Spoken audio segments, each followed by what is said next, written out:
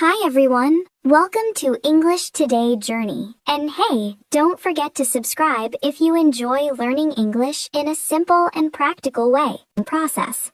That's what learning how to learn really means. And honestly, this skill is more important today than ever before.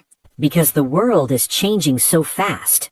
Technology, jobs, communication, everything keeps evolving. So the people who succeed are not just the ones who know the most.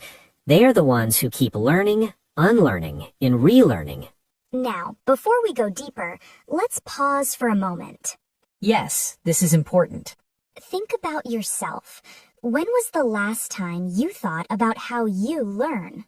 Not what you learn, but how you learn. And here's another question. How do you talk to yourself when something feels difficult? Do you say, "I'll never understand this"? Or do you remind yourself that struggle is part of the process? Because sometimes the biggest problem is not your ability. It's what you believe about your ability. If you believe you can improve, Then you've already taken the first step forward. let's continue with an important idea. If you believe your mind can grow, it actually will. That's powerful. So your belief shapes your ability. Exactly. Your ability to learn is not fixed. You are not born smart or not smart. So learning is a skill, not a talent. Yes, it's something you can practice, improve, and strengthen over time. That's good news for everyone listening. It really is, because the more you understand your own habits, your mindset, and your learning style, The easier and more enjoyable learning becomes. and here's the best part, when you learn how to learn, You unlock every other skill in life. it's like having a master key that opens all doors. I like that image. One key, many possibilities. So, before we go deeper, take a moment, breathe, slow down. Yes, no rush. Learning is not a race. Let's explore this together, and by the end of this episode, You won't just know more English. you'll understand yourself better as a learner. All right, let's start with a basic question. What is this meta skill we keep talking about? Good question. The phrase learning how to learn sounds simple. But most of us were never actually taught this. In school, we learned what to study, History dates, math formulas, grammar rules, but no one really explained how our brain learns best. or how to learn in a way that feels calm, flexible, and long-lasting. So what does learning how to learn really mean? At its core, it means building something called cognitive flexibility. That sounds complicated. Can you make it simple?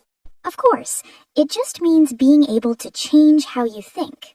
Especially when something is new or difficult. Exactly. Instead of getting stuck, you adjust your approach. So it's not just about collecting facts. No, it's about changing how you deal with information and problems. Let's make it even clearer. Okay, think of knowledge as the what. And the meta skill as the how. Yes, it's the method, the mindset, and the habits that support everything else. So without the how, the what doesn't stay for long. Exactly. Now, let me ask you something. Go ahead. When you learn something new, what do you usually do? Maybe I try to memorize things. That's very common. Or I take notes and read them again and again. Also very common. Sometimes I just watch a few videos and hope I understand. Yes, and many people do the same. But are these methods enough? They can help, but often they stay on the surface. Meaning? They don't always create deep understanding, So you might recognize something, but not truly understand or remember it. and that's why learning can feel slow or frustrating. Exactly, and that's why learning how to learn is so important. Let's continue from where we left off. We were talking about why some learning methods don't go deep enough. Right, and why sometimes our understanding feels weak or disappears quickly. Exactly. That's because we often don't build strong or flexible thinking. So what helps us build that deeper understanding? This is where something called cognitive flexibility becomes very important. Mental models? That sounds interesting.